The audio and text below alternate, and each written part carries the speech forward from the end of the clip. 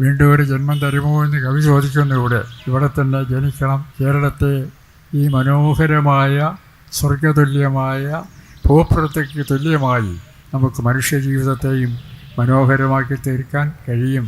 കൂട്ടിലടച്ച ഒരു പക്ഷിക്കു പാറുവാൻ 100,000 ചിറകുകൾ എന്തിനാ?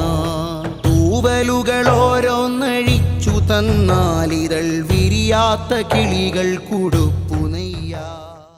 ഒരു പൊതുസമൂഹത്തിൻ്റെ പ്രശ്നം ഒരു രാഷ്ട്രീയ വിഷയമായി ഒരു മതപണ്ഡിതൻ, ഒരു മതനേതാവ്, ഒരു സമുദായ നേതാവ് ഏറ്റെടുക്കുമ്പോൾ അതിന് ഒരു മാനവികതയുടെ, സ്നേഹത്തിൻ്റെ, സാഹോദര്യത്തിൻ്റെ, വിശ്വമാനവികതയുടെ ഒരു വലിയ ആകാശം രൂപപ്പെടുന്നുണ്ട്.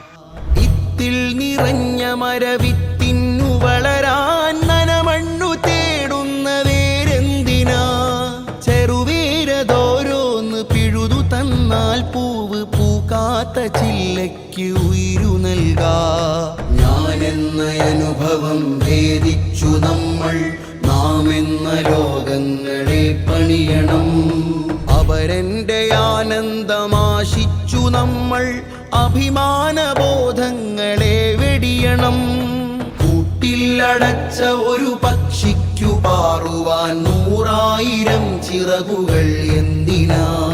തൂവലുകൾ ഓരോന്നഴിച്ചു തന്നാലിതൾ വിരിയാത്ത കിളികൾ കൊടുപ്പുനെയ്യ.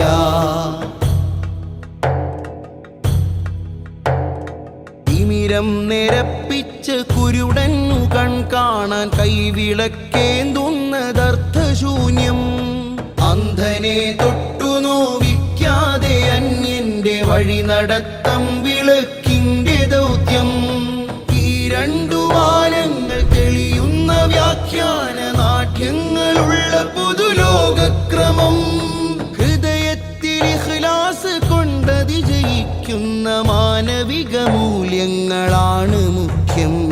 പിന്നെന്തിനാണീ മിഥ്യബോധം? സ്നേഹാനുകമ്പയിൽ നിത്യഖേദം.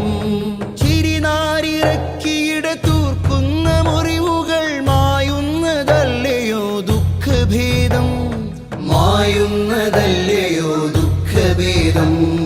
കൂട്ടിലടച്ച ഒരു പക്ഷിക്കു പാറുവാൻ 100,000 ചിറകുകൾ എന്തിനാ?